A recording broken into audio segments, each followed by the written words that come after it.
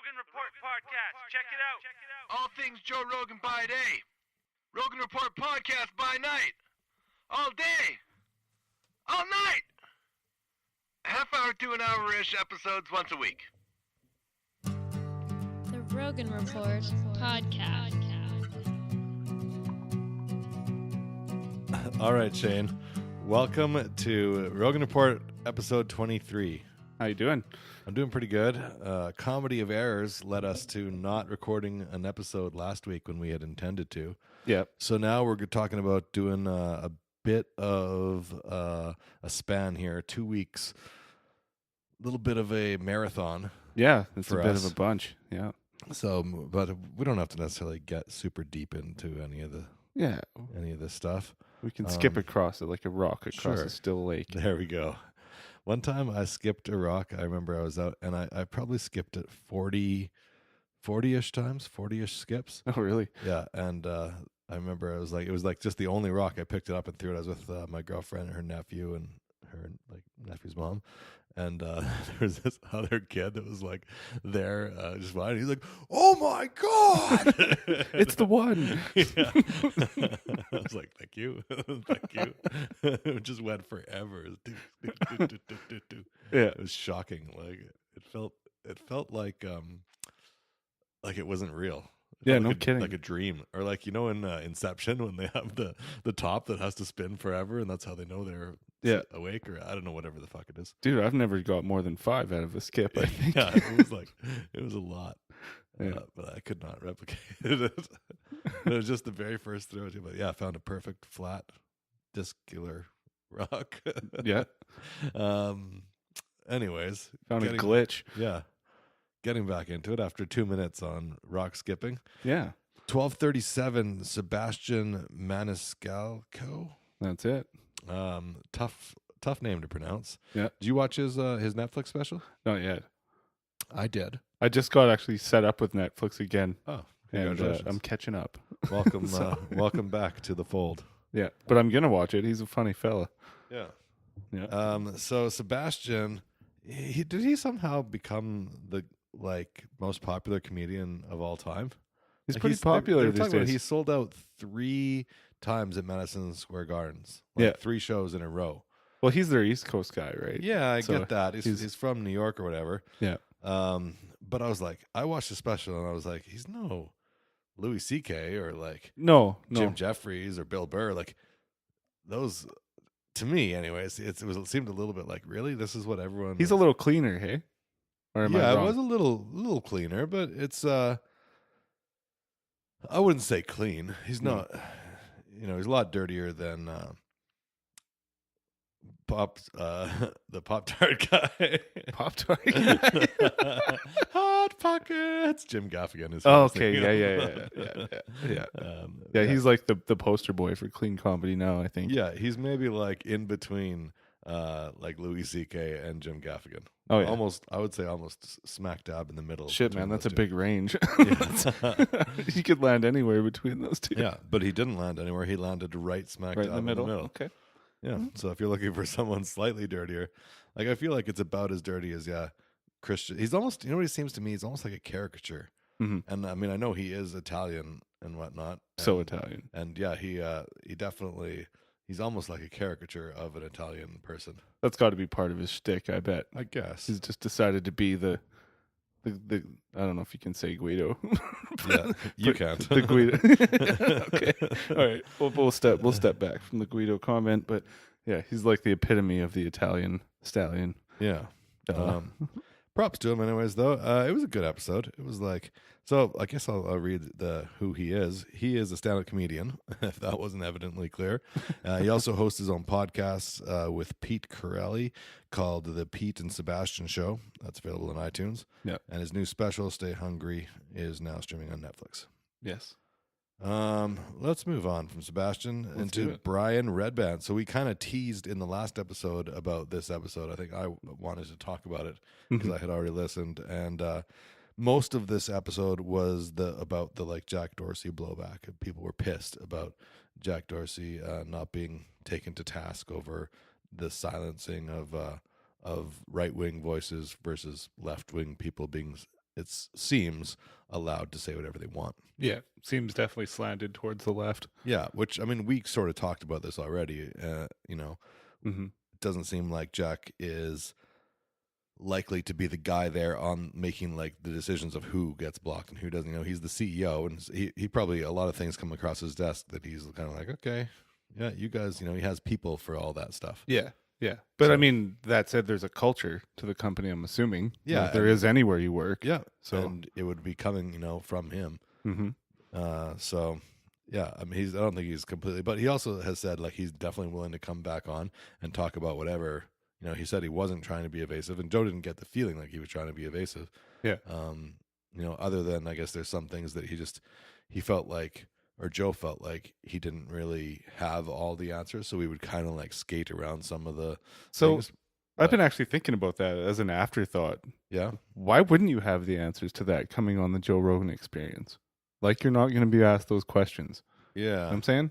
Shouldn't you know this stuff a little bit? Especially the controversial ones, like, you know?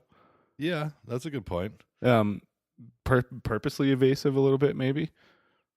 Maybe like purposely didn't look into some of those things that he Mhm. could have looked into, So that he can play dumb, so that but he could like, say, oh, you know, I don't really know who is responsible for that. but as like the figurehead of the company and the guy representing, that doesn't put across a very, you know, great message either, that you don't really know Yeah, I wonder, what's what within your company. or if he could have said like, you know what, Joe, I'm not 100% certain about that, but I will look into this and I'll get back to you. I'd have liked that Something answer like better, that, yeah. Yeah, but even then, like, I mean, let me call my CFO right now, and we'll get him. He's the guy that's in charge of that. might be beneficial Could- for Jack to bring in like an assistant that Well, does know. And that's what they said that he would do. He said he would bring someone along Right. that is more Yeah. in the loop on those kind of day-to-day operations, I guess. And Yeah. yeah, I can see it on one hand. I can see it kind of both from both sides. Mhm. And I guess we'll find out when he comes back on. Yeah. Yep. If he comes back on. But like we said, Brian and Joe went pretty deep into that. And Brian Redband, of course, is goes back to the beginning Co-founder. of the JRE from the very beginning. Yeah. And Yeah. we haven't, I felt like we haven't really heard good old Red Band. I mean, he's plugging away. I see him on Instagram. He's doing his comedy thing. yeah, of course, in Kill Tony, I course. see him all the time on there. Yeah. But I mean, haven't seen him on Rogan. When was the last time Brian was on Rogan? Do you 30, feel 40, 50 episodes ago? is Joe a bit of a dick to Brian, or is it me? Sometimes. Is I it felt part of like- their whole like? It's part of their thing, obviously, like Yes. their whole relationship. But Yeah. I There's- think that like maybe getting towards the end of when Brian was in on like as a regular Mhm. and was there kind of handling the recording and when Joe would get serious guests on and Red Band would be like, oh, like tampons and masturbating, Right, yeah. and like the serious guests would be like, what are you talking about? well, he outgrew the whole silliness. Yeah, The and- Fleshlight sponsorship, for example, like you Yeah. would never see that as a sponsor for the JRE now. Right. And they It's- talked when later on when Sam Harris was on, they talked about how Sam was the first person who said, "Hey, don't put that Fleshlight ad on my podcast." Yeah, right. With I me. can't have that on my Yeah, like seriously, can't go straight from like advertising a flashlight to hey, intellectual Sam Harris. Did Here they he is. say that's where Joe kind of stopped using it? He jacked the price up, I think he said, and then that was the first time that somebody asked not to have an ad run Mhm. on their their podcast because Well, I they mean, didn't want to be that's associated with it. But I think they still did run the Fleshlight commercials for a while past for some that. time. Yeah, Yeah. that's Anyways, funny. It's funny how he said how it like blew up their sales, like it like doubled their sales yeah. just having JRE as a sponsor. Totally, because that was also like there was a lot smaller but a pretty like passionate following. For the Cult flashlight, following, I guess. yeah, No, not for Fleshlight. for the JRE. Rogan. Gotcha. Yeah, for the flashlight too. Don't for the don't- Fleshlight too. Sure. Make no mistake. They had advertised. I believe that Kevin Smith and Smodcast had advertised for Fleshlight before. Oh, really? Yeah, there's a great episode of Smodcast where Kev talks about his personal experience with a flashlight. And I'll just quickly sum it up. It's pretty gross, but he had like several of them, and one he had in his study, and he had used it, and then they just like set it down and forgot about it. Oh, no. And didn't clean it, Bro. And apparently there was like a stream of ants running straight, Oh, no. steady into the flashlight Ow. and out. Good Lord. They found the food source there. That is organic material in yeah, there. yeah, there sure was. Oh, God. Anyways, yeah, I kind of miss Red Band's silliness, though. Mm-hmm. I mean, not on every episode. It's, I totally get, and Red Band's busy with, he's got For a lot sure. of other things on the go. Well, they tour like a lot of the year Yeah, for Kill Tony. for sure. So I understand why he wouldn't be like sort of a main co-host anymore, but I'd like to hear him. I wouldn't be mad if he was in more of the episodes. No, I'd like to see him there for a lot of the more lighthearted stuff for Yeah. sure, like he used to be. Yeah, totally. I wonder if they'll ever come to Canada for Kill Tony. That'd be fucking great. I'd go Yeah. to that for sure. Yeah, I would too. I've been close to being able to go to it actually a couple times in the States when I've been visiting there. Oh, really? Yeah, I feel like I talked about it, but there's a bachelor party I went, and they were. It looked like they were going to be there for the weekend, but then it turns out they were there on Thursday, and then it was just like Tony Hinchcliffe doing comedy on Friday and Saturday, and we didn't get there till Friday, so we were just a day late. Oh, shit. That was the closest. And the other time I went to Phoenix, they had been there within like, I think 2 or 3 weeks of so both times I was close, but one I was only a day off. Yeah. Yeah. Fuck. I aim to, I'd like to try comedy. I don't know. I feel like I just don't have, it's too late for me to put in 10 years of learning comedy. That's what they say. Yeah. But then there's other guys that just kind of step in and do it. I don't know. That's true. I feel like whenever you have a generalization like that, you're kind of shooting yourself in the foot because, like, that's them. That's not you. Yeah. I You mean, know? obviously, they talk about Brendan Schaub, who's recorded a special now inside of like 2 years. But, I mean, he went from football to UFC to comedy. It's not like he just jumped into comedy. No, for you know sure. what I'm saying? Yeah.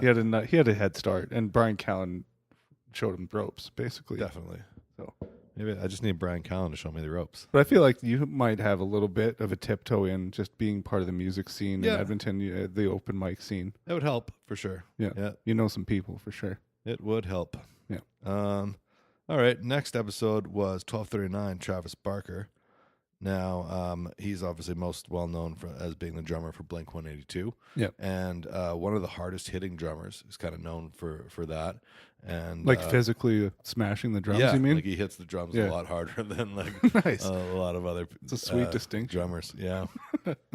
Yeah, he's got sort of an amazing tale of survival of having been in a plane crash, and he kind of talks about how he was like, so the plane crashed, and he like recognized that he was still alive, and but that he had to get out of the plane, and so he like jumps through like a jet or something. And Well, he jumped into the jet fuel or whatever that was spewing from the plane, or yeah, from or an was it engine the actual somewhere. jet from the back? I was a little confused about that. It wasn't super clear, but he somehow got himself soaked in jet fuel and was Basically. running away on fire in his entirety. And the worst of it was because when his shoes got soaked with jet fuel, so the burning inside his shoes, he kind of was stripping off his clothing as he was running. Yeah. And then I think he just heard from somewhere far away, someone was like, "Stop, drop, and roll." Right, yeah. And he's like, "What? Oh yeah."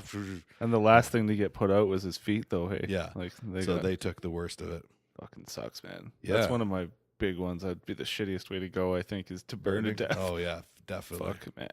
And as a drummer, like your feet are so Right. important. So Yeah. like that's it's impressive that he's been able to get back to it, I guess. Really, a pretty inspiring dude actually to hear him talk. Yeah, Like I enjoyed that one quite a a bit. vegan, but we won't hold that against him. No one's perfect. So that was 1239, 1240. Forrest Galante. Do you have anything else for Travis Barker? No, I mean that was the big story, right? The big Yeah, I plane think so. wreck. Didn't DJ AM actually die in that same wreck?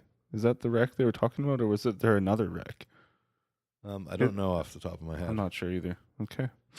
No. Forrest Galante, international wildlife adventurer and conservationist. He's also the host of Extinct of Alive, Yeah. which is kind of a weird, I don't really understand. Extinct of Alive It's a strange title on for the sure. Animal Planet. Yeah, I don't really know what that means. But so he visits primitive tribes yeah, around the world. Some of That's the his most jam. primitive. Certainly an interesting thing to hear about. yeah, I remember him talking about going through and. I'm kind of drawing. I didn't make a lot of notes for this one. No, but well, I mean, just going into the villages and seeing Yeah. how they are. talking to people. Some of them dangerous. Is he like an evolutionary biologist? I think that'd be an appropriate thing. They were talking about reviving the mammoth. It's like a fucking bad idea. Yeah, I don't know what. Bro, they're not from our time anymore. What would we gain from Dude, that? think about the methane from the. If you think the cows are causing global Yeah. warming, imagine what mammoths will do. But mammoth burgers, Yeah, I would eat I one. bet they're tasty. Well, why Isn't not? that like eating an elephant? That's kind of fucked up. Well, maybe I don't know. Maybe mammoths are smart like elephants. They are related to elephants. Yeah, right? like you'd think they'd be the same shit. Yeah, I don't. Yeah, I don't see what benefit we would get from creating one of those. I'd feel fucked up eating an elephant. It'd be for cool sure. to see one. I guess that's the only thing. Yeah, It'd be- certainly cool. If you just brought one, you just made one. Mm-hmm. Is that like there's some pretty heavy ethical, like because you're making one and that then it doesn't have the ability to procreate because there's only one of them. Yeah. Uh, And at the same time, you're not getting a real representation of what a mammoth would be because it's not existing with its family like Yeah, it would in be a doing. herd. In Yeah. the same way that killer whales live like a quarter of their life when they're in captivity. Yeah. You know, I don't think they should not bring a woolly mammoth back. probably a bad idea. Let Yeah. it be, man. Same as bringing back dinos.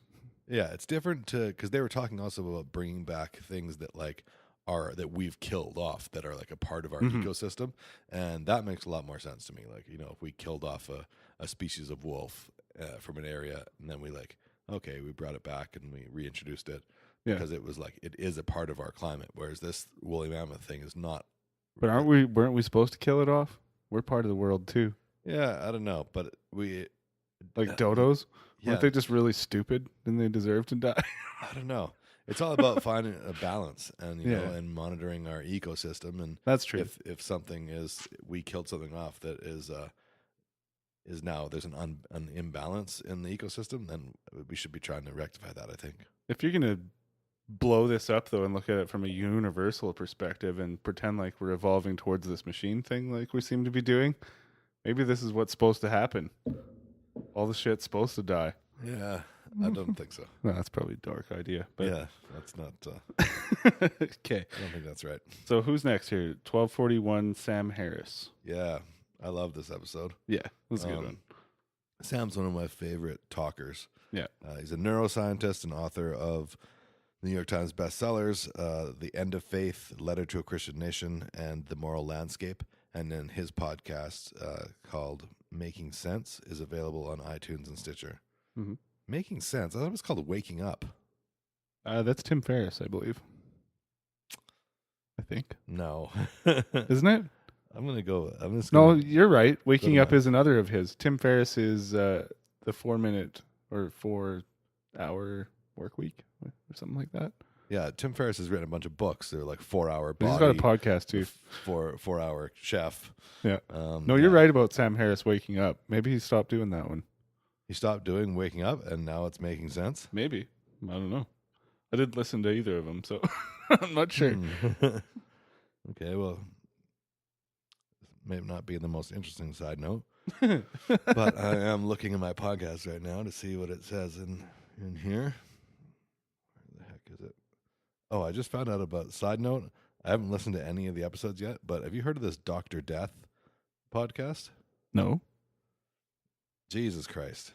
Like it. Oh, it is Making Sense now. So, Waking Up, it was previously called Waking Up, and now it has been rebranded to Making Sense. I liked the word wait. I liked waking up. I liked Waking Up too. Making sense is okay too. Yeah, they're both. Seems more like a money podcast when you call it making sense though. But he's trying to make sense of the world and ethics and whatnot. I get it. It's good. I feel like a rebrand is always a little risky, especially Yeah. when you're big like that. Anyways, back to Dr. Death. So there's this surgeon in the States that was like terrible, like sociopath, serial killer almost. Mhm. And he would go work at a hospital and do these surgeries on people that are just like super super bad. Like he would, like, this one guy, he went in and he was like the guy's like, oh, I got like a sore neck. He's like, oh, okay, yeah, no problem, we'll just operate, we'll clean it up. And he goes in and he's like takes out a bunch of the guy's bones, so that all of a sudden there's no more bone like kind of connecting his neck to his body.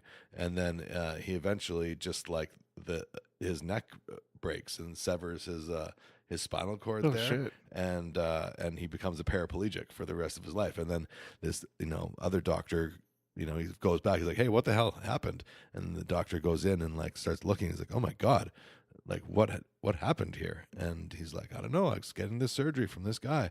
And it's like a 14 episode series, all about this doctor who was like fired from a hospital, but then he's also a neurosurgeon and he's accredited. So he would go to a different hospital and they'd be like, sweet, you're a neurosurgeon? Yes, of course we'll hire you. And they just would hire him without like doing reference checks and stuff. And apparently he like fucked up a bunch of different people doing, like, one guy, he like drilled a hole inside the guy somewhere, and it was like, saw that it was a problem, and then stuck a sponge in the hole, and then just sewed the guy up and left this like sponge inside. God. And then another there's another surgeon. The guy's complaining, so another surgeon goes in there and he's like, what the hell, why is there a sponge why is there a hole, and then why is there a sponge in this hole? Man, that's terrifying, eh? Yeah, because you're so vulnerable when you go to the hospital. Totally. Yeah, you're completely unconscious. Oh my God. I don't know if anyone actually died. All I know of is those two stories, but I'm going to be listening to that one. That's on my list. If I can ever get through listening to all the Rogans and still have time to listen to more podcasts, yeah, man, Dr. Death is on my list. Struggle's real. So, this one they kind of they brought up the Liam Neeson controversy. Did you? Well, I mean, you heard about it on here, so it's so fucked up, man. Yeah, basically, what it seems like is he said, well, a friend of his was raped, right, by a black guy, and he got so mad he just went out there into the streets with like a billy club essentially, and was looking for any black guy, just a black guy to beat to death. Yeah, basically. And if he could have found any black guy, he would have beaten that black guy to death. And he was saying it was it on a podcast or an interview? I think it was an interview, some televised interview. Yeah. So he's talking about this on the interview, and I liked Sam's take on it, where he's got this incredible honesty, and probably not something that he should have shared. Obviously, there was a big backlash against him, but he was, he's just admitting that, he was in this mental state and he didn't do anything, but he could have. And it's like, it's something that we should know is possible. I think it's always good to know the realms of what's possible. I think that's what the topic, why he brought it up, is right. Like, this is what the human brain can do. Everybody has these thought processes that they aren't necessarily proud of. Yeah. But why admit that one? I don't know. Good Lord. I think maybe he thought he'd be more lauded for being brave and that sort of thing. Maybe. Yeah. Well, and he didn't do anything. No. And he wouldn't, now he's older and more mature, and he wouldn't like, I think he was saying like, now if someone, he has the vision to see that it wasn't just that race of people that is the problem, right? That comes with maturity, for sure. But yeah, dark. Fuck, man, weird time to bring up something like that. For sure. Yeah, you might want to admit that like 10 years ago. Yeah. It was a little safer space back then. We were talking about such things. Anything else for Sam Harris we need to chat about? I don't think so. It's probably good. Tim Pool. So Tim Pool was on essentially also to talk about the Jack Dorsey thing.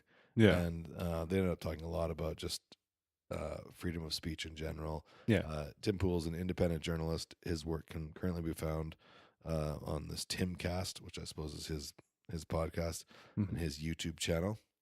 And yeah, Joe brought him on because he felt like he was like really well educated on why people are silenced and when and whatnot. Yeah. So they talked a lot about that. Yeah. Yeah. They brought up this learn to code thing. Yeah. People getting banned from YouTube for saying that, which is basically just saying it to an older generation of journalists that are finding themselves out of work. Basically, learn how to be part of this new digital world is essentially what it means, right? Yeah, and not just them, but like as automation replaces all of our jobs, Right. it's like, oh, like your coal miner will fucking learn to code. Yeah. Exactly. Yeah. Figure out the new world. Yeah. I mean, but people were just using it as like as a comedy, not like there is some truth to it. Obviously, like we Of do course. need to be adaptable. And yeah. that's one of the best things about human beings is that we are so malleable and and adaptable and we can like react and change but depending on our circumstances. But yeah, it is kind of a dick move to someone's been doing something and they obviously have a lot of feelings attached to their jobs and their careers, and if those things are going away. We'll talk more about this when we talk about one of my favorite episodes of the entire thing, Andrew Yang. Yes. So let's skip over shitty Let's jump tempo. over to the next week. No, should we talk UFC 234? Yeah. Okay. Yeah. We've got the results here on paper. I've got them. Perfect. Yeah. That was kind of a disappointing card because the like second best or co-main event was canceled. Yeah. Right. The big one. I mean, especially for the Australian people. Yeah. Their hero fight basically had to be put off. Yeah. That so that was kind of a bummer. And then everyone else on the card, I was kind of like, who is this? Yeah. But It's a bit of a no-namer. Stylebender and Silva was the one that was, and I watched that one. I didn't watch the rest of that UFC. No, it's actually the only fight I saw too. Everybody expected Stylebender to win, I think. Yeah. But Silva did a pretty good job. Yeah. All the same, especially considering his age and Yeah, I thought he was going to get knocked out against a young lion like that. I was if you would have made me pick a result, I would have said Stylebender knocks out Silva in either the first or second round. Yeah. He had a nice little mouse on his eye though when they were doing the hand raise at the end there. Yeah. His eye was pretty buggered.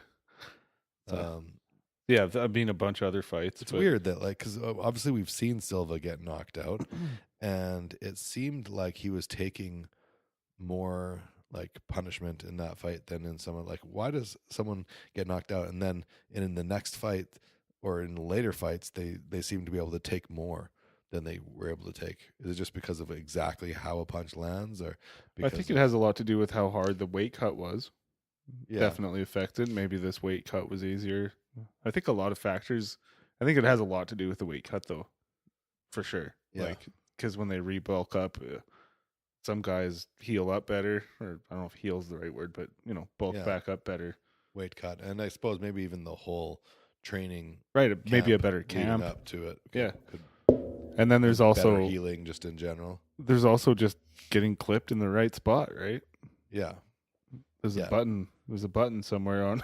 And depending on how you're moving, if you're moving into being hit versus if you're backing off of the hit, Yeah. it can look almost exactly the same. But that was one thing that he was quite good at. I think previously was that he would just be really loose, and like as he would be hit, he'd be always kind of like moving away a little bit. Mhm. Like on the end of all the shots, he would be sort of just moving his head back while he was being hit. Yeah. And that takes a lot of the like force away. Whereas if you're moving forward and you get hit, it's like it compounds the force. He's one of those guys though. You gotta wonder like, why is he still here? Yeah. Kinda. He Was he broke or 40? what is it? He's 40? Yeah, I Right? think he's 40 or later than that. 40, Even 41, 42. He's pretty old. 40 some? He's Yeah. past Starts his with a prime 4. by a long shot. Yeah. I imagine he'll retire. I don't know. I mean, he's still entertaining. In the like, he's one of the names that you talk about if you're talking about the greatest of all time people. You know what he still serves as is a stepping stone for the young guys moving their way up. He's one of those like fucking fights, that that springs you ahead to a Yeah. bigger fight. Still a big name. Yeah. Yeah. Hmm. That's what you become if you stay in the UFC too long. You become Yeah. a stepping stone, which is I rough. Yeah, it's hard to. I guess money has got to be the factor. He figures he can still, because he's still a big name, he can draw, and so he can get trying to make some money at the end here. Mm-hmm. Get comfortable for retirement. Why wouldn't though? For me, I would just be like, okay, like retire for sure. Or well, I probably wouldn't have taken any of the last 3 or 4 fights and just focus on finding another aspect within MMA, like either Mhm. coaching or, promoting, or like just find something else. And the UFC is great about like taking old fighters and using them in different places. Yeah. So like, yeah, run a gym in Brazil. Like, I don't understand why he would. Yeah. He's got to have other avenues for income, is what I'm saying. Yeah, he must. Well, he was on. I don't know if you seen the show Beastmaster on Netflix. I did. Yeah. He represents Brazil on that show. He was actually with Rafi, the comedian, Rafi Bastos. Was that him? Yeah. Oh shit. Yeah. Oh shit. They were together. That's funny. Yeah. So I guess speaking of Rafina, I don't know how to say his name. It might be Hafina. Who knows? He gets called Rafi. Was it Rafi? Okay. Joe was calling him Rafi. Okay. But yeah, if you're going by the Brazilian R's or H's, Yeah. it would be Hafina.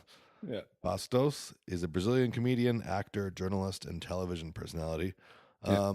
Kind of a cool story with him. He essentially was like a pioneer of comedy in Brazil.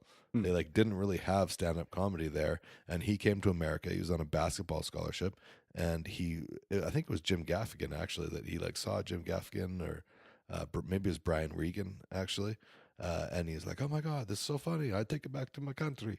Yeah. That's a terrible Brazilian accent. Well, But he, terrible accent. What are you gonna do? yeah. So he went back to Brazil and started, like, he has a comedy club there that he opened, and it's like a 300-seater, low ceilings, got it set up. It's like supposed to be, and it's sold out. I think they do like full Thursday through Sunday shows, and it sells out basically every week. And he's also acted and done a whole bunch of other shit in Brazil. Yeah. So he's like the voice of comedy for Brazil, basically, right now. Basically. Every country needs someone to pioneer it. Yeah. He did. Now he's back in America, though, trying to like have some success. I don't know what exactly, but he's kind of left Brazil for a undetermined amount of time. Getting just that paper. to try to make it in America. Yeah, I guess. Well, getting a Netflix special. Yeah. Anyways, good episode. 11:43. Yeah. 11:44. Colin O'Brady.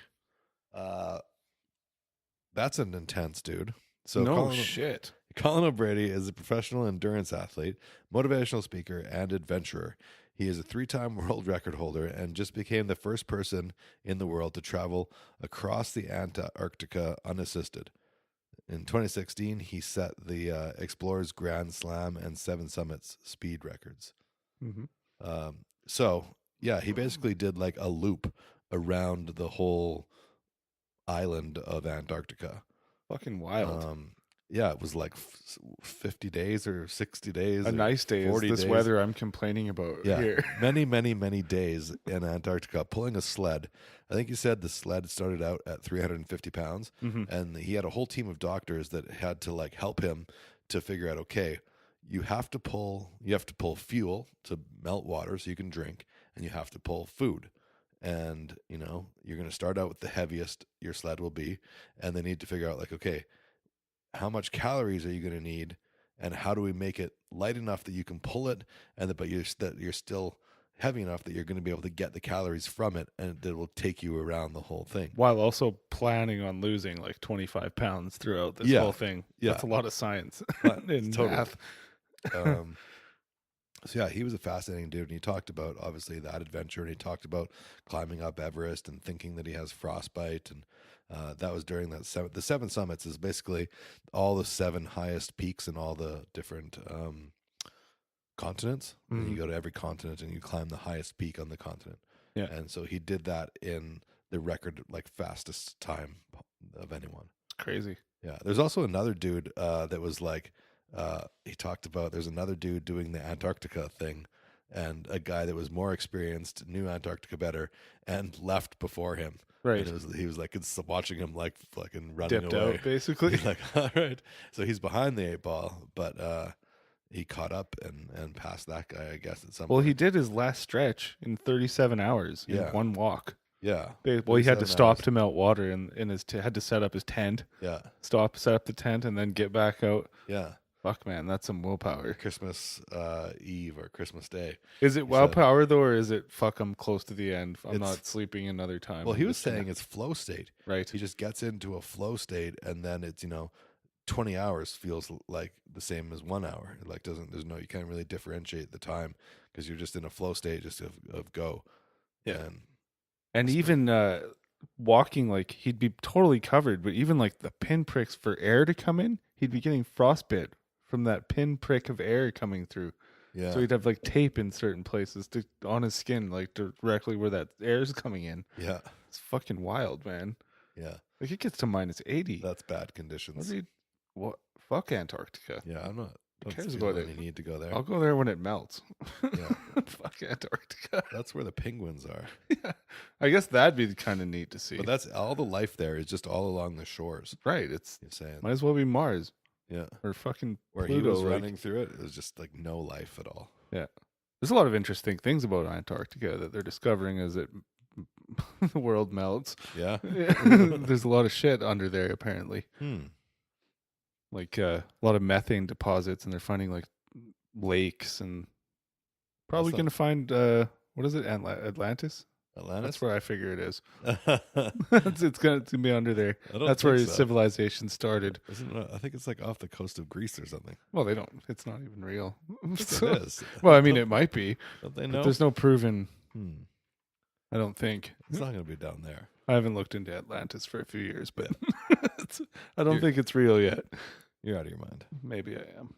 You're probably right. Um, Are we So, all yeah. good on him then? that or- was Colin O'Brady. Listen to it. Get Yeah. inspired, and then go out and do. It's funny. You either get inspired or you get like, oh well, I'm never going to be able to do it. That's Yeah. like I get that sometimes from a lot of my musician friends. It's like seeing someone like put out an amazing performance on the guitar, for example. Mhm.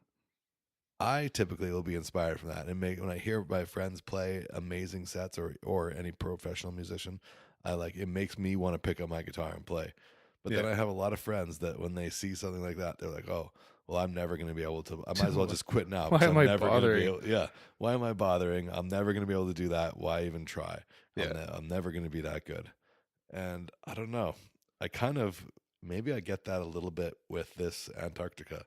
For Like, sure. I'm never gonna be able to do that. Like I'm not even gonna bother trying to learn how to walk through Antarctica. Unless the world experiences an ice age, I don't ever see myself doing something like that. Yeah, too many other things to focus on. I Oh, don't for wanna sure. do that. But I can see that same thing too. Like I was working on a dragon eye drawing that I was doing for a long time, and then I put it down, and then I looked online to find that reference image again that I was working from. There's a lot of people that draw that exact picture that I drew, Yeah, and a lot of them are a lot better than mine. yeah, It really derailed me from finishing it. Like I still have it sitting there. I haven't finished it because that really fucked me up. yeah. Looking at how much better other people can be. I wonder, But- what that is like, because yeah, I don't feel that with I play a lot of covers of songs, Mhm. and I don't play it nearly as well, quote unquote. I just play it, but I play it differently. I play it I play with my own style and my own interpretation. Well, that's the key, So right? I don't think it's better. It's just or worse even. Although some people certainly would say, "Oh, that's definitely worse." And same Maybe. thing with your Dragon Eye. Art. It's hard to say that something it's so subjective. For to say sure. that it's better or worse or it's just different. And but I think if you try to make a replication, like people in cover bands that try to just genuinely replicate a song Mhm. and play it exactly the way the original was played, but not quite as good. Like that's where I'm like, okay, well that's not quite as good because you were trying to play it the exact same as the original. Yeah, And so for you, if you're trying to draw this Dragon Eye and you're trying to draw it exactly like like I'm the seeing. original, like you're Mhm. seeing it, and it's not quite there, and other people are closer, then maybe you can say, oh, it's not quite as good. Right. Yeah. So, But the like trick you were is- saying there, making it your own, that's where you beat that. yeah, don't try to draw it like the original. Draw it like I draw it. Try to draw it like you draw it. Yeah. Try to put in, some color that no one else is using, or maybe try to use a different style of shading or use a what's it called when you do the dots? Shit. I do know that. I can't remember it now though. Yeah, I thought of it the other day. I saw some art where it was the dots for shading, and I was like, "That's called blah blah blah." And I learned it in Pointography or something. No, that's not it. Point. Oh no, it's something point. For sure, it's point something. Pointification. Fuck, I should know that, but I don't. So, pointillated. Yeah. Anyways, I like that. We should call it pointillated. Okay. But anyways, yeah, like just use a different style and use your own creativity, and then I think you can't say that it's better or worse. Yeah, I agree. Yeah, cool. A good way to look forward. So, moving on, I guess to 12:45. Andrew Yang, who is planning to run as a Democrat for president. Yeah, because you have to be affiliated with one of the two parties. Yeah. At this point. Yeah. So that's why. And of course, it makes a lot more sense to be in the Democratic Party given his platform. Yeah. And he's basically running on UBI, Universal Basic Income. Mm-hmm. That's his like main platform. And he wants to call it freedom dividends. And it's basically going to be $1,000 a month for every adult American. Yeah. Regardless of what they make. Yeah. Extra $1,000 a month. And there's the big. And obviously people, when they hear that, they're like, oh my God, everyone's going to be lazy. No one's going to want to work. Why would you work for, why would you put in time making an extra $10,000 a year when you have $12,000 for free? You know what, though? I think it'd be great because it would free up your mind for more creative things, for your passions. Yep. Ultimately going to make you more money, and you're going to provide more to the world. Yeah. If you're doing what you're passionate about. Sure. That was one of the things that he talked about. Yeah. Also that people, good for entrepreneurs who will be able to take more risks because they don't have to worry about if they lose everything.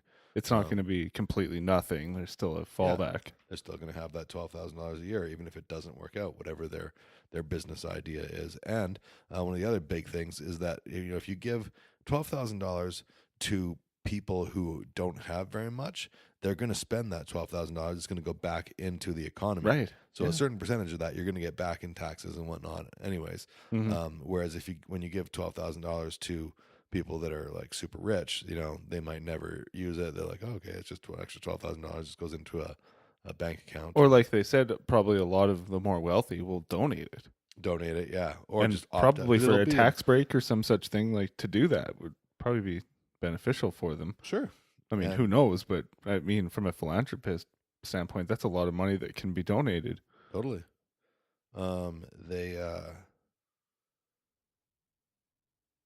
Fuck, I just lost my train of thought. That's a fuck ton of money every month, though, if you think about it. If there's 300 million Americans, that's $3 billion a month. Yeah, they were saying $1.5 trillion a year or $2.5 it's fucking crazy, man. But if you look at the total economy of the United States, I think it was about 20 trillion. And it's not so crazy when you blow it out to that perspective. Yeah. Yeah. And the military gets like a couple or $3 trillion a year. Yeah. So it's similar budget to that, essentially. I could agree that America probably needs to focus its energy a little bit inside. Yeah. More than they do, for the most part. Yeah. And probably most Americans probably feel that way too, I think. Yeah. Yeah, they gotta get Trump out of there. He's just making everyone look fuck. It's making a mockery of the entire thing. It's I keep bad. Seeing posts from my friends and of like the one that I was looking at earlier today actually was like they showed like here's Obama, 0 indictments, 0 investigations, and no convictions, and that was his entire 8 years. Yeah, and then like Trump. And then there's a list of like the 40 different people that have been indicted and arrested and convicted, and it's just like, oh my God, it just goes on and on, all the shenanigans that have been happening under his presidency. It's such a contrast too. Like we went from like maybe one of the best spoken presidents of history Yeah.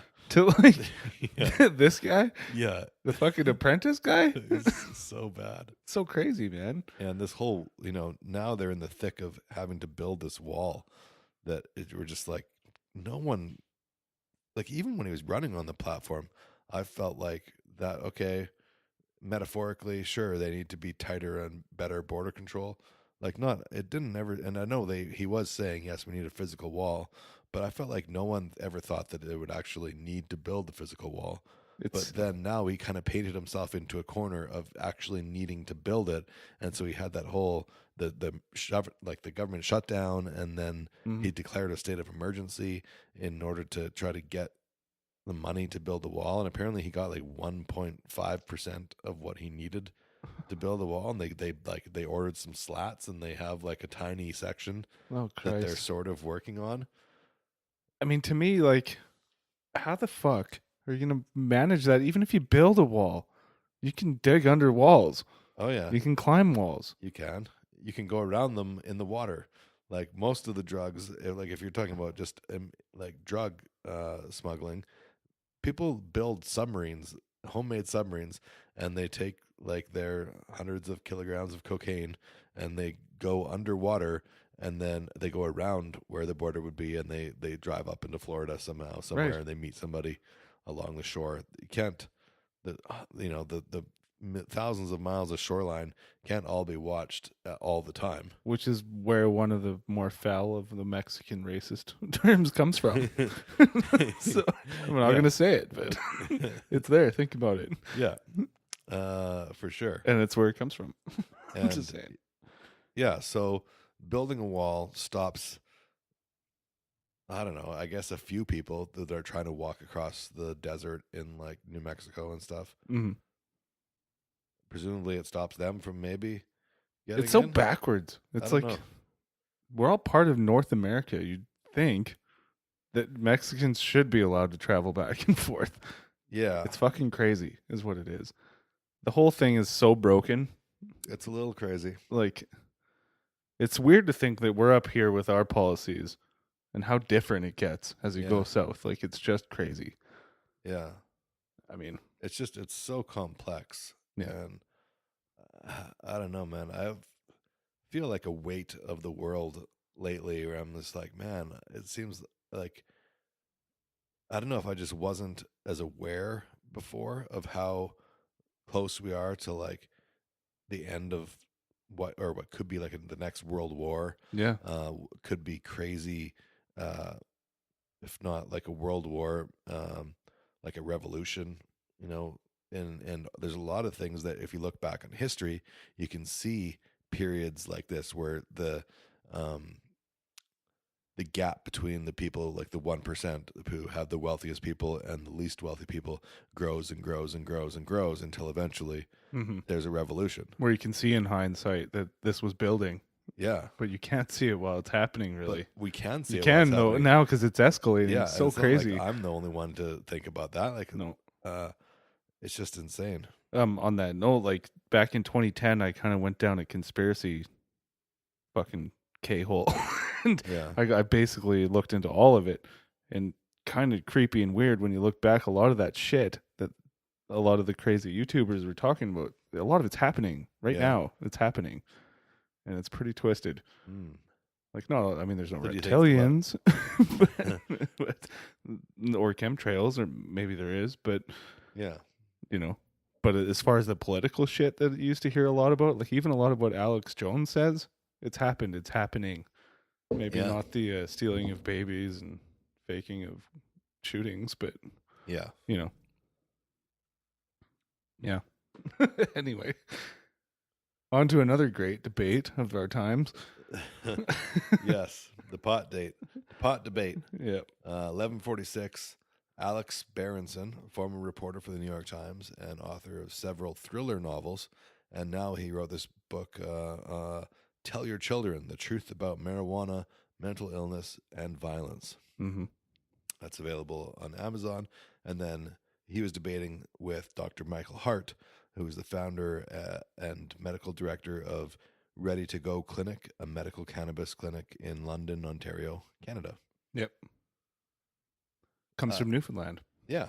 Yeah. Did You you definitely hear did it. you watch this episode, or you just listened to it? Just listened. Why was it good to watch? I was just listening to it for like 2 hours, and then I went and I forget. I wanted to look at the comments on YouTube to see what people were saying, because I was like, oh, people have got to be calling this Alex Berenson guy out for how much he says. Let me push back on. I just need to push back on that a little Oh my bit. God! All he did was push back. Yep, I've got to push back on that though. If I could stop you right there, I do need to push back on that. Yeah. Like, shut the fuck up. So I just wanted to get a look at the people to see what they looked like, and they looked nothing like how I pictured them No. in my head. Dr. Michael Hart is like a young hipster. He's got a big beard. He looks like he's like 24. Yeah. And I don't know. I pictured from the sound of his voice like this older guy that, I don't know. Both of them I pictured older than they are. Yeah. Both of them look like, my guess is Alex is slightly older, but maybe 40. I don't know. And yeah, the big debate. Alex says that like marijuana, he was saying that it causes violence, Mm-hmm. and specifically that it causes psychosis, like Schizophrenia. schizophrenia. And what can't be proven, so they need to do more studies, is it seems to have some effect in bringing it on. Would the people who are, triggered by marijuana have gone into this psychosis and schizophrenia anyways? And he's saying that maybe not. He's saying maybe not. And he did cite a case where a woman who was talking about her son, who had basically been a normal guy before. Yeah, and then he used marijuana, and boom, he's a schizophrenic. Oh, I mean, maybe, probably. Honestly, we haven't. The thing is, with it just becoming legal, we don't know a lot. True. We're going to learn a lot, for sure. It's not going to be completely benign. Nothing is. Yeah. I don't think in this world you can overuse anything. Yeah. Or I don't. This is different though than just overusing. Right. This is like different a people. very specific trigger that, like, for some people that have the whatever kind of gene schizophrenia gene, they have an event from triggered by marijuana that sends them into full on schizophrenia. Yeah, I mean, I would agree that it probably happens in the same way that mushrooms or LSD could probably trigger that same thing. Sure. Well, or any kind of trauma, like the breakup of a girlfriend. Right.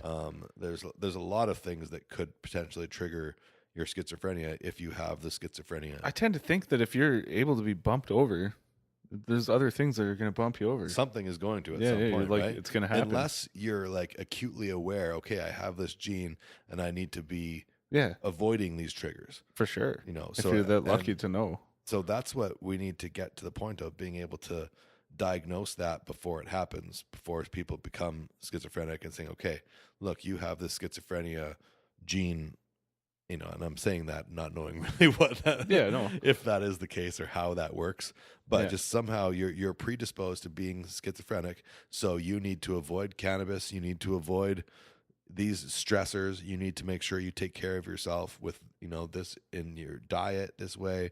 You need to avoid all these different things, and I think that would be awesome. And if I hope that we can get to that point somehow with cannabis as well, where they're like, okay, and even if they're avoiding, and one of the things they were talking about is cannabis is a blanket term.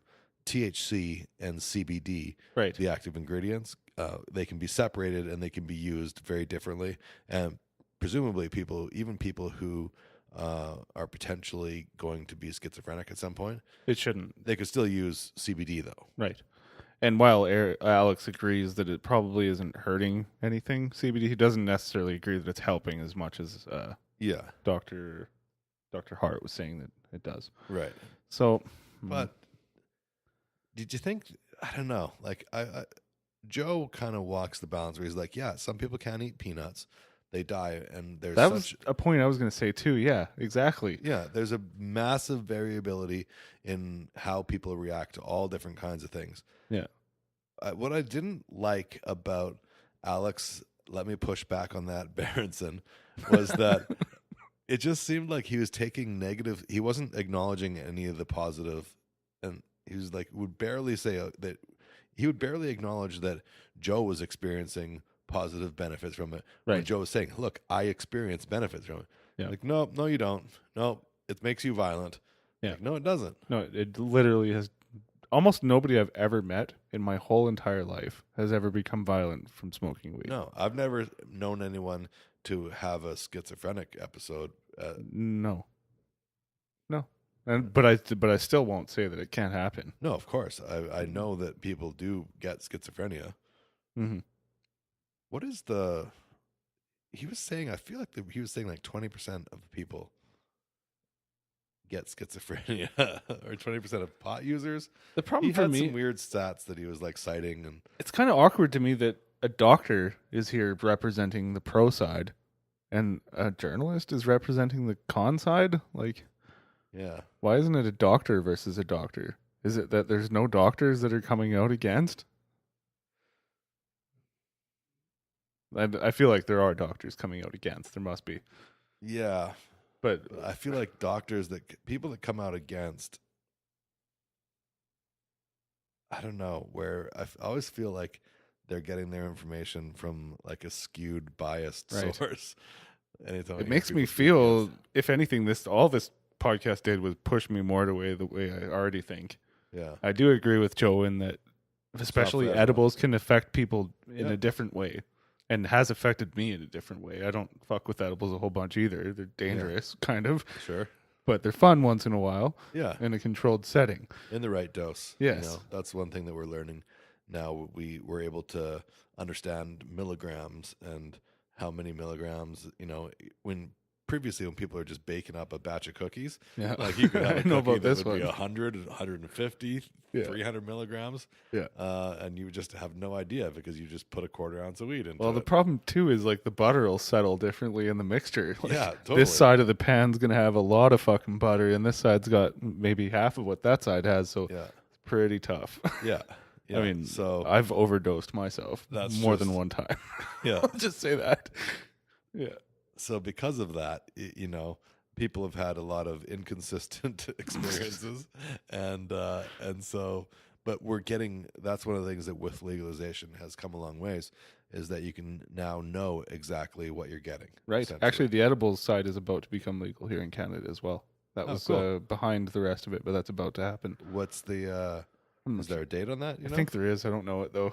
But the Okay. nice thing is you're going to be able to see on the packaging, this has fucking 10 milligrams. Yeah, And that's how it has to be, and it has been that way really for the last couple. and of more years. than that, actually, not just this is 10 milligrams, this is 10 milligrams of indica, which is more likely to do this to you compared to this one's a sativa, which was going to do Right. this.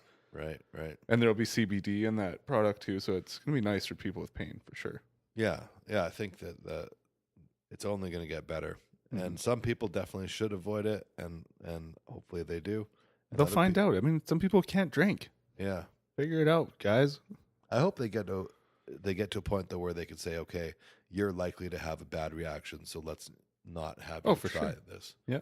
Some whatever tests they can. And we do. are getting there, like this 23andMe thing, and I'm actually pretty curious to do it myself. Right. You can find out a lot about yourself, about your genetic markers and True. blah blah blah. Like I know what that means, but yeah. All right. Well, anything else we need to say about the pot debate? No, I mean, yeah, no.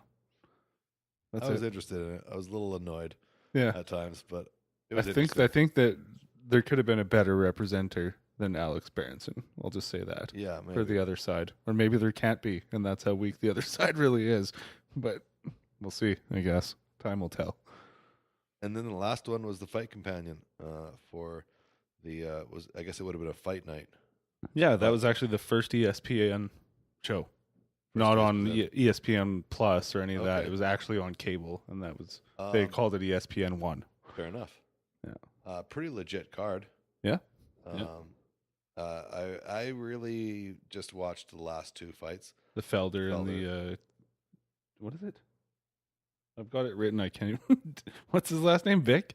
Is it? Yeah. Yeah. Not Michael Vick. James Vick. James Vick, that's right. Yeah. I was watching that fight and I was like, James Vick. I was like, is that the guy that fucking was fighting the dogs in the? And I was like, no, that's Michael Vick. So another big deal actually on that card was Crone Gracie, Yeah, the first Gracie to win a UFC fight in 24 years. is that right? Since the beginning now. Yeah. There. And he mollywopped it. Well, not that's the wrong word. He fucking submitted him. Mollywopped is definitely the wrong word. Yeah. Yeah, I didn't get to watch that one. Did you watch it or did you just? Just the highlights. Just the Highlights? highlights. Yeah.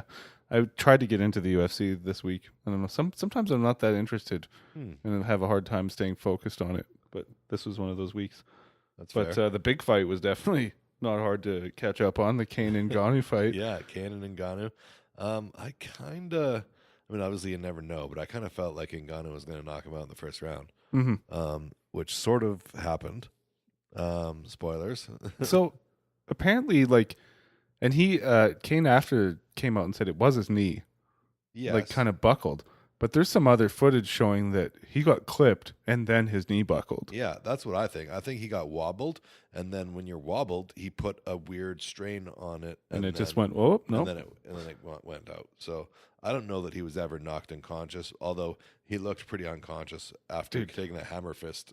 After seeing while he was on the Ngannou fight, who's shocked? yeah, no. Jesus. Oh, a bunch of my friends were like, "Early stoppage, Fuck that was off. way early." I was like, "Are you?" These heavyweights will kill each other, dude. Yeah. I was like, if I'm ever on the ground and Ngannou is about to land a hammer fist on me, Yeah. please stop that. Stop the fight. I'm thinking Adrian from the old Rocky movies. Yeah, and there's no way that he was going to be able to continue with it, even if he was fully conscious and with his knee the way it was. There's no way he was going to be able to keep on fighting. So all not stopping it would have done would be to just allow him to have a worse brain injury. Right. They say there's a curse on him. He headlined the very first Fox card as well. Oh yeah, And lost that one as well to, I think it was JDS. interesting. Yeah, But, he was. One time, it's one of those guys where it's just had all the potential, and one time could have been the champion of the world, but just didn't. Just had some bad injuries that he couldn't really get back from. He beat the living fuck out of Lesnar. Have you seen that fight? Yeah, I actually went back and watched that one recently. I'm gonna go back and watch that one. I haven't watched it since. I like seeing Lesnar That's get what beat happened. up. I don't know what it is, but I hate that guy, man. Yeah, he's a heel. Well, the steroids don't help. Knowing No. that he's the most juiced fucking guy in the UFC. Yeah, So, not good. but as far as the fight companion, they did their usual shit. They talked conspiracies. Yeah. Drank wine, ate cheese. Yeah. Yeah. Yeah, the conspiracy talk near the end was starting to get a little bit heated. It's like Joe can't just let it go. Yeah, no. But it's funny because he starts it by Eddie's, of course, starts by saying, "Okay, well, I'm just talking to jokes now, right? We're just because I don't want anyone to get mad, but I'll just, if we're just this is all a joke. It's all a big joke. Can we agree it's all We a can big talk joke? about it, yeah. Okay, here's why the world is flat." Oh my god. I actually listened to Below the Belt with Brendan Schaub, and he talked to it. He was purposely egging on Eddie Bravo. Yeah. And he does that all the time. He's catching some heat for it online, apparently. Yeah. Yeah. I could see that for sure. That's funny. But it's when he started saying that the biggest telescope in the world was in the Vatican and its nickname is Lucifer. And I Joe's remember that no, conspiracy. the biggest telescope is in Chile, and it's there because it has to be at a high altitude, Right. and it's massive. And no, you're wrong. Yeah. It's not. Incorrect. Yeah. That's the funny thing about conspiracies. You're going to find a lot of facts that aren't really facts. Yeah. Yeah. But it sounds good. Yeah. Well, and when you don't know, they seem to be legit. Yeah. And they'll place a bunch of common knowledge things that you do know. Yeah, I've heard that. And then they'll assume something and tell you that as it's fact when it's not fact. It's Someone mentioned lie. something like this throughout the week. I can't remember who it was, but they're like, Joe, when you see someone make an MMA comment on a show that you know is complete fucking bullshit, it rings alarm bells. But 10 minutes later, you can hear that guy say something else that you don't know anything about, and you'll assume he knows what he's talking about. Right. So it's really easy to just go with what people are saying. Yeah. So, yeah. Definitely don't believe everything you see online. That's the message of this week, I think. Yeah. That's a good message. That's good, just words to live by. Yeah. Well, Shane, we're over an hour now. We've Yes. broken. This is officially the longest Rogan Report we've done. We had We a said- lot to talk about. We said we were going to be half hour to an hour. I feel like I need to go in and trim out 5 minutes somehow, but I probably won't do that because I haven't edited anything, yet. I mean, we So, did 11 episodes and 2 UFCs. Yeah, So that's true. it is 2 episodes realistically. Yeah. So 2 episodes, we're right in the money. Yeah. Just over a half hour each. Yeah. So if you want, listeners, listen to half of this at a time. Yeah. Go Break it back up. and retroactively, maybe I'll go and I'll put in a stop point halfway through. I'm like, okay, this was where we finished the week. Yeah. Or hopefully you just knew intuitively when one week was over and you took a little break. You went and got yourself a little snacky poo, and now you're back at it. Or if you're a JRE fan like we are, you probably knew where the break was. Yeah, probably. Yeah. I feel like only people that are listening to this show. So, I mean, maybe Especially I'm wrong. I an hope hour- not. But well, especially an hour and 5 minutes in, yeah, you got to be a pretty hardcore fan to make it this far, I Yeah. think. drop us a line. Are you listening all the way through? Let me know. Yeah. We'll answer The you. stats online seem to say that you are. We're over 10,000 downloads now. Yeah. So someone's listening to this show, or they're just downloading it. Yeah, it's on in like maybe it's on in like an office building somewhere in the Yeah. background. Yeah. They just play it and like on all these different I really don't know Yeah. how it's working out, but we're going to try something new on the next episode. We don't have all the details 100% yet correct, but it's going to be new and it's going to be Different. So, yeah, Yeah. we're going to experiment on the next episode, try something a little different. Shake it up a bit. Okay. All Thanks righty. guys so much for listening, and we'll be back at you soon. Take care. Hey there, Joe Rogan, super fan. This podcast is for you, my man. Or woman, or non-binary. Our recaps will be legendary. The Rogan Report Podcast. Come on, you'll have a blast at the Rogan Report Podcast.